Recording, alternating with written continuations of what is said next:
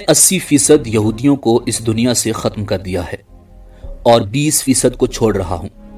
मेरे मरने के बाद तुमको इस बात का एहसास होगा कि काश मैं इन 20% को भी खत्म करके जाता और दुनिया से यहूदियों का नामो निशान मिटा के जाता। नाजरीन, ये अल्फाज थे एडोल्फ हिटलर के। नाजरीन, हिटलर का नाम सुनते ही जहन में ये ख्याल आता है कि उसने बड़े पैमाने पर यहूदियों का कत्ले आम किया था। मगर आखिर हिटलर यहूदियों से नफरत क्यों करता था और उसने यहूदियों को जर्मनी से क्यों निकाला?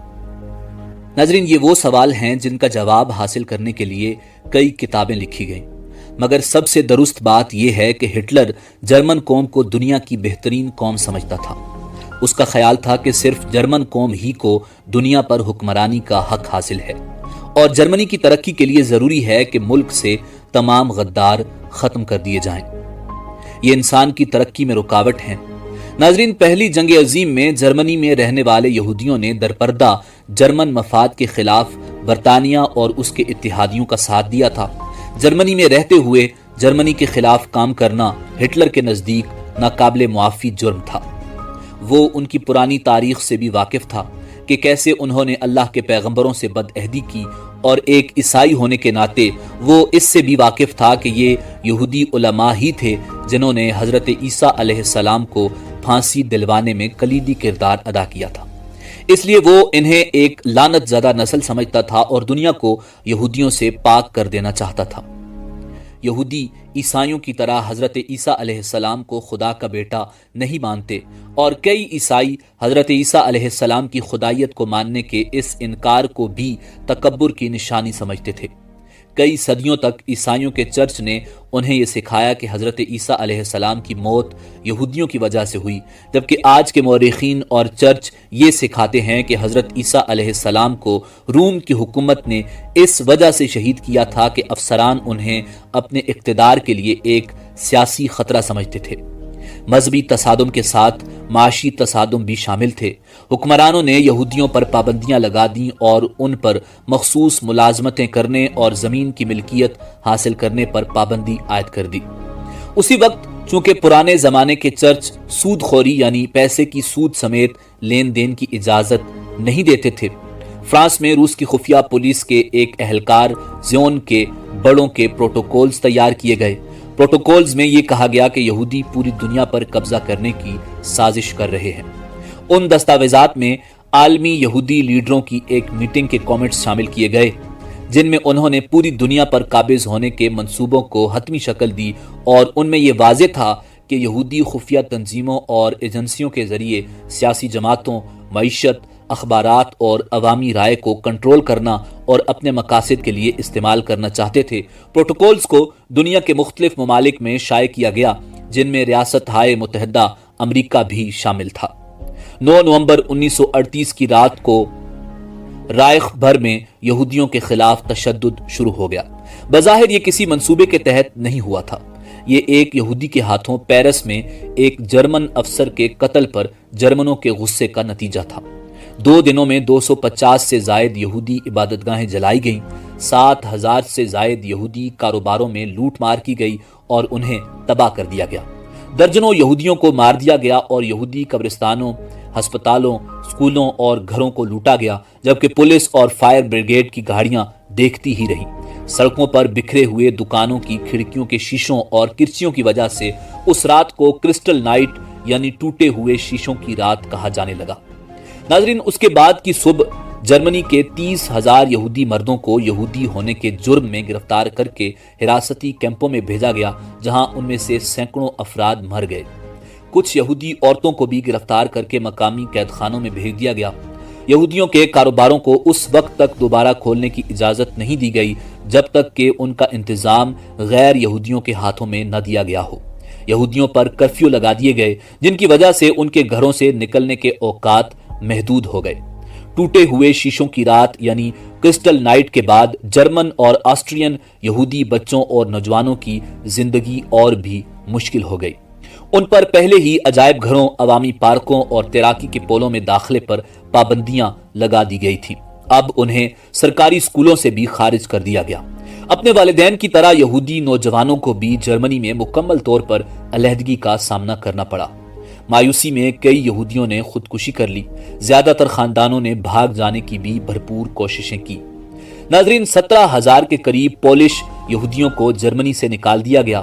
یہ سب ان کی جرمنی کے خلاف سازشوں اور پرتشدد حملوں میں ملوث ہونے کے بعد کیا جا رہا تھا۔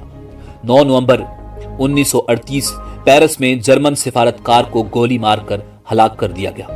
یہودیوں کی نشاندہی کر کے انہیں سرکاری عہدوں سے برطرف کر دیا گیا۔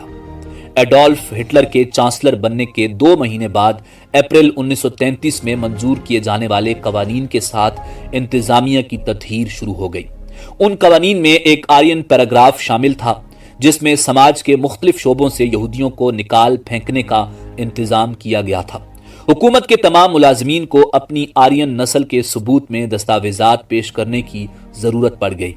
پہلی دفعہ قانون میں یہودی کی تعریف فراہم کی گئی تھی۔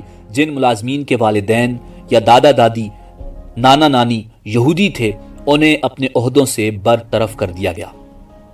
17 اگست 1938 یہودیوں کے لیے یہودی نام اپنانا لازمی قرار دے دیا گیا۔ جرمنی کی حکومت نے ان تمام یہودیوں کے لیے جو اپنے پہلے ناموں سے فوری طور پر یہودی ظاہر نہیں ہوتے تھے، اپنے پہلے نام کے بعد ایک یہودی نام کا اضافہ کرنا ضروری قرار دیا گیا۔ مردوں کو اسرائیل اور عورتوں کو سارا کا نام دیا گیا۔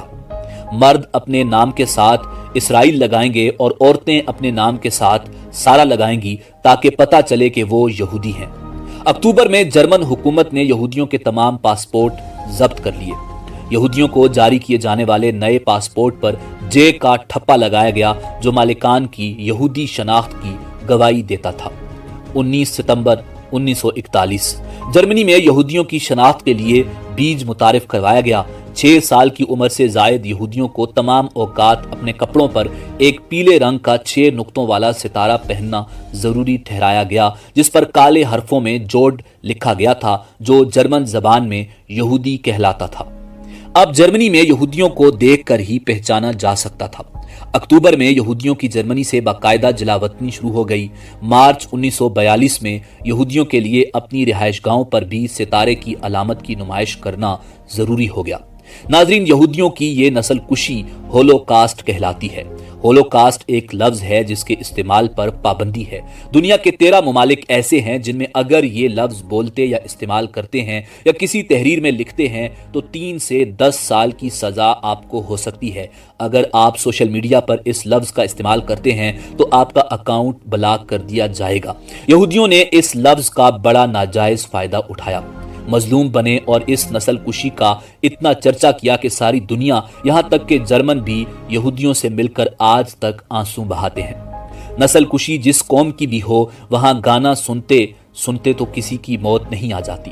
انسانی حقوق کی سنگین خلاف ورزیاں ہوتی ہیں۔ چیخو پکار، بچوں کے سامنے ماں باپ کا قتل اور ماں باپ کے سامنے بچوں کا قتل، بھائیوں کے سامنے بہنوں کی عصمت دری، بالکل ویسے جیسے صابرہ اور شتیلا کے کیمپس میں مسلمانوں کی گئی۔ مگر مسلمانوں کے خون کو یہودی کیچپ زدہ مزیدار بچے کہتے ہیں، جبکہ اپنے بچوں پر آنسو بہاتے ہیں۔ کہا جاتا ہے کہ جب یہودی پناہ گزین بنا کر فلسطین میں بھیجے گئے تو پوری دنیا کی جیلوں سے سفاک قاتل اور ذہنی مریض ڈھونڈ ڈھونڈ کر فلسطین بھیجے گئے۔ ان لوگوں میں انسانیت نام کی نہیں تھی۔ خون کو جوس کہتے تھے اور انسانی گوشت کو پورک کا نام دیتے تھے۔ یہ اس حد تک سفاک تھے کہ انہیں ہی اسرائیل کی فوج میں اعلیٰ افسران بنا کر بھیجا گیا۔ انہوں نے جب فلسطین کی آبادی پر ظلم ڈھائے اور اقوام متحدہ ایک منافق کی طرح انہیں گھیر کر ان کے گھروں سے نکال کر لے گیا، ان مسلمانوں کے گھروں پر یہودیوں کے قبضے ہو گئے۔ جب مہاجرین کیمپس میں کسی اسلامی تہوار کے موقع پر خوب تیز آواز میں خوشیاں منانے کی آڑ میں گانے چلائے گئے، ایک فلسطینی جو کہ فلسطین کے سفارتکار بھی رہے اور آج کل جامعہ ازہر میں پروفیسر ہیں، انہوں نے بتایا کہ ان گانوں کی آڑ میں مسلمانوں کی چیخیں کسی کو سنائی نہ دی۔ یہودی مسلمانوں کے خیموں میں گھستے، قصائیوں کی طرح مسلمانوں کو ذبح کرتے، تھک جاتے، پھر شراب پینے جاتے، شراب پیتے اپنے اوپر انڈھیلتے، کہکہے لگاتے اور پھر ناچتے ہوئے مسلمانوں میں گھس جاتے۔ یہودیوں نے اس قتل عام کو ایک تہوار کی طرح منایا۔ صبح ان کیمپس میں صرف انسانی گوشت اور خون تھا۔ لاشوں کو اس طرح مسلا گیا کہ کسی بھی انسان کی پہچان ممکن نہ تھی۔ تمام جسمانی اعضاء کو اجتماعی قبر میں دفن کر دیا گیا۔ मरने वालों के घरों, बागात और खेतों पर इसराइलियों का कब्जा हो गया। नाजरीन, ये सिलसिला आज तक जारी है। यहूदियों का एक गिरोह ऐसा है जो आज भी कदीम तौरात को मानता है और यहूदियों के लिए अलग वतन के कयाम को अल्लाह की नाफरमानी मानता है। उनके मुताबिक दुनिया खत्म हो जाएगी और दुनिया पर अल्लाह का अजाब आ जाएगा अगर यहूदियों ने इसकी नाफरमानी करके अलग वतन बना लिया।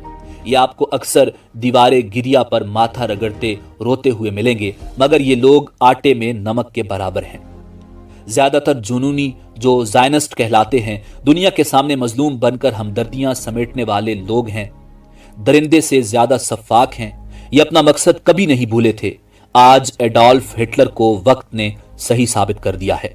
यहूदियों की जिस आलमी साजिश को नाजियों और रूसियों ने बेनकाब किया था और जिसे रोकने की कोशिश की थी, यहूदियों ने पैर जमाते ही उस पर कामयाबी से काम करना शुरू कर दिया। फर्क सिर्फ इतना है कि इस बार ईसाई दुनिया उनके साथ है, क्योंकि वो यहूदियों को न सिर्फ मजलूम समझते हैं बल्कि उनके खिलाफ बात करने को बहुत बड़ा गुनाह भी समझते हैं।